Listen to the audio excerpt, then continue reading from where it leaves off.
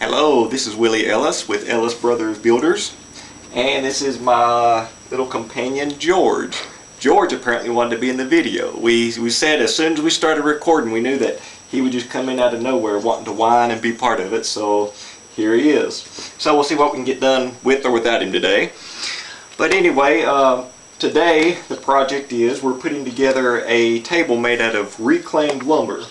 The legs and the top is reclaimed hemlock, and I've done another video of another table that I've done out of this. I have a bunch of these beams, and they're actually, here's a section of one before it's cut down.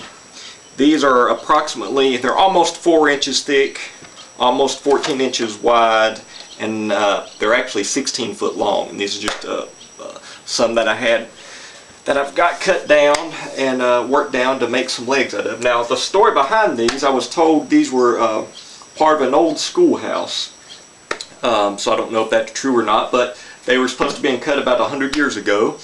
And I don't know if you can see on this one or not, some of these have really tight grain. I don't know if you can see it in the video. I don't know if that's showing up or not, but so this is really slow growth and old growth hemlock, which in pine and softwoods, the slower it grows, the stronger it is.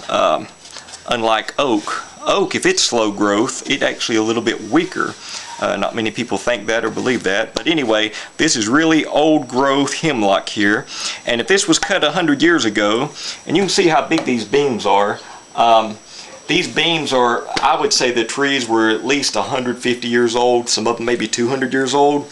And if it was cut 100 years ago, then that dates these trees, they were alive probably 300 years ago, probably before we even became a nation. So anyway, it's just neat to think of the history behind these trees. And part of this, like this lumber here, this is actually some poplar. That's what I'm doing. The face of it, this is where the drawer will slide into, and the sides and the back. This is actually reclaimed from an old smokehouse that was torn down recently, and the smokehouse itself was built almost 100 years ago. I think it was built in 1917. So once again, if these trees were, say they were 100 years old, then that puts the wood back to even 200 years ago. So anyway, there's a lot of history just in the wood.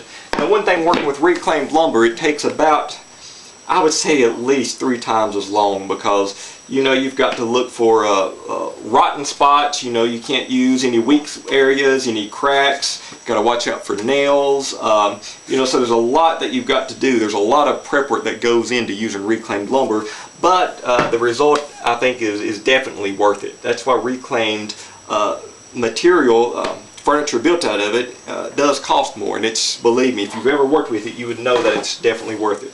So anyway, I basically have everything already cut out and ready to assemble. I've got several different types of joints here that I'm using. I always like to use a dovetail joint somewhere because people just like to see a dovetail.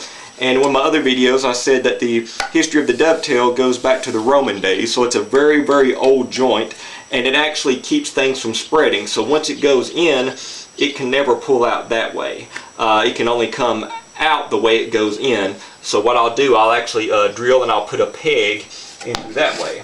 The top here, mortise and tenon here, and I guess that would be considered a bridle joint because it's open and it's not a true, like you'd say, just mortise and tenon. It's not enclosed. So anyway, I've already have these glued up, and I'm going to peg these together, make sure I have everything the right